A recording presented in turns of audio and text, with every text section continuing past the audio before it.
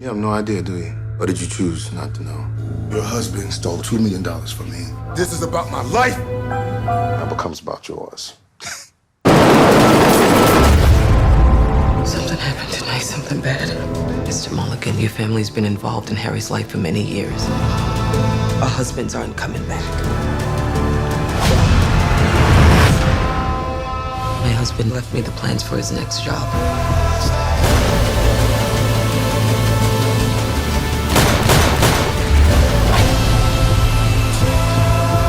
The movie which we are going to recap today is Widows 2018. Let's begin. The movie starts with a heist. In Chicago, Harry Rawlings and his criminal gang's getaway van is blown up during a police standoff after stealing $2 million from crime boss Jamal Manning. We then see Harry's wife Veronica, who grieves her husband's loss after his death. The women have to bury their husbands. Veronica attends Harry's funeral, where his remains are laid to rest besides their late son Marcus. Jack is in attendance, and he tells Veronica that he knows Harry very well, so he offers his services to her if she needs him. Jamal and his brother Jetem also watch the service from afar. Amanda and Alice attend the funerals of their respective husbands. Linda is at home and tries to console Carlos's mother Lita, but she blames Linda for what happened to Carlos because she claims that he got into that life to support her and the kids, and now his blood is on Linda's hands. Alice is also in a bad place, as she has nothing to keep up her lavish lifestyle. Long story short, the four widows were screwed. Veronica is visited by Jamal that evening. He tells Veronica that Harry stole $2 million from him, which is money he needs to fund his campaign. Jamal forcefully holds Veronica's small dog Olivia by the collar to prove he's not messing around. He then tells her she has 2 weeks to collect the money and give it to him. We then see Jack Mulligan, who is running for the alderman position of the 18th Ward. His father, Tom, is a former political victor who hopes his son will follow in his footsteps. Running against Jack is Jamal Manning. Jack visits Jamal's campaign office, which is in a church, to essentially butt heads. Tom firmly demands that Jack win and not be the first in their family to lose to a black man. Veronica is worried, thinking about how in the world she is going to return him the money. She does not want to sell her house because she has a lot of memories connected to the place. She goes to a bowling alley to meet a man named Bobby Welsh, who hands her a notebook left by Harry that details all of his heist activities. Veronica learns that Harry's next heist involved stealing $5 million,